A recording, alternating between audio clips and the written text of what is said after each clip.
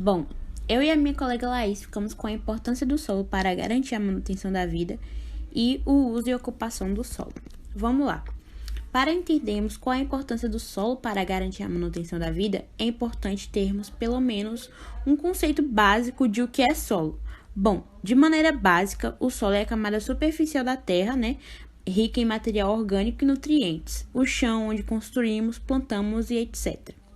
Mas qual a importância do solo para garantir a manutenção da vida de fato, Bom, a importância do solo para garantir a manutenção da vida está relacionada com os benefícios que esse recurso pode nos proporcionar.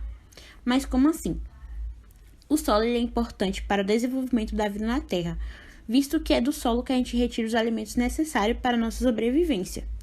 Mas a gente utiliza o solo não somente para a produção de alimentação, mas também como matéria-prima para diversas construções, E quais benefícios são esses? Eu listei 4 deles e agora eu vou ler.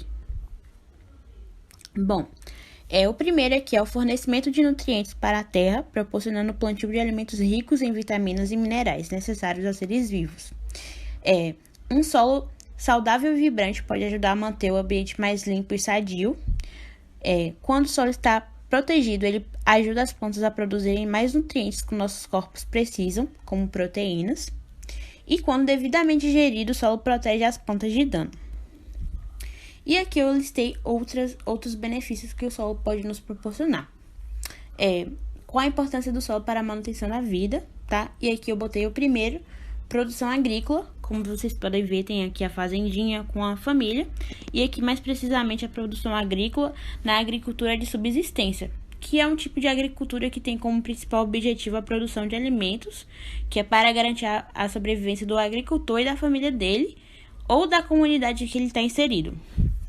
O próximo aqui é a água, que um solo saudável ele diminui as perdas de água por erosão e por evaporação, e assim ele protege as plantas. E tem aqui a reciclagem de nutrientes, que não é reciclagem, na verdade é ciclagem, me perdoem, que é o processo de absorção dos nutrientes minerais disponível no solo pelas plantas de um determinado ecossistema, um processo. E aqui o habitat de muitos organismos, que o solo serve de habitat para muitos organismos, como minhocas, fungos, bactérias, etc., que eles produzem aminoácidos que mais tarde servem de nutrientes para a gente. E por fim, a urbanização, que como eu falei anteriormente, a gente constrói nossas casas, constrói mercados, constrói prédios, tudo isso no solo. Agora eu vou passar a palavra para minha colega Laís. Depois de entender o que é solo, podemos falar sobre seu uso e ocupação. Mas afinal, o que significa uso e ocupação do solo?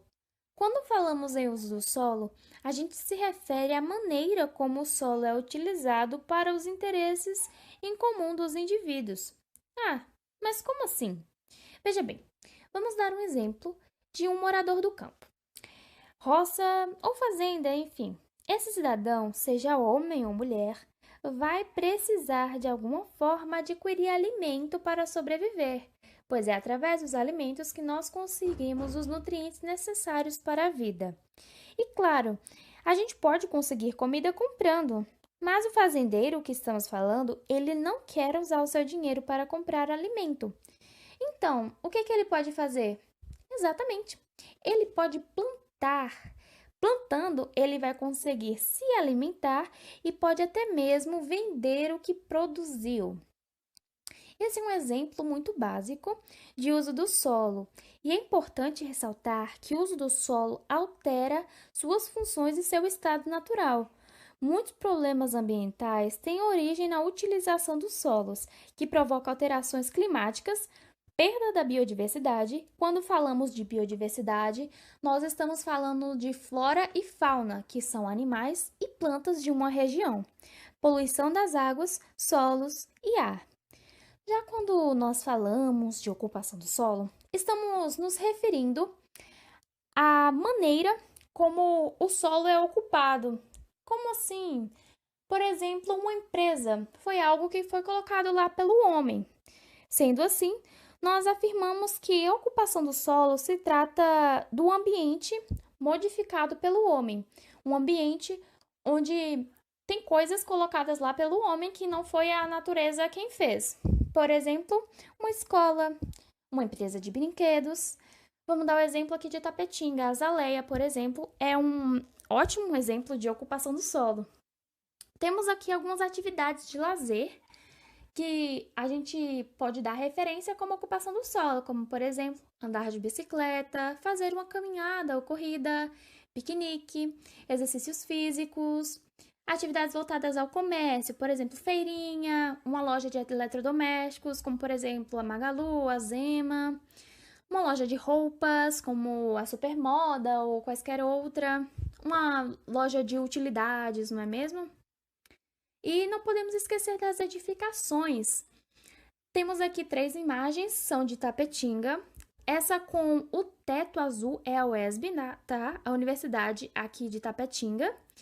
Temos a nossa produtora de laticínios, a Coleite.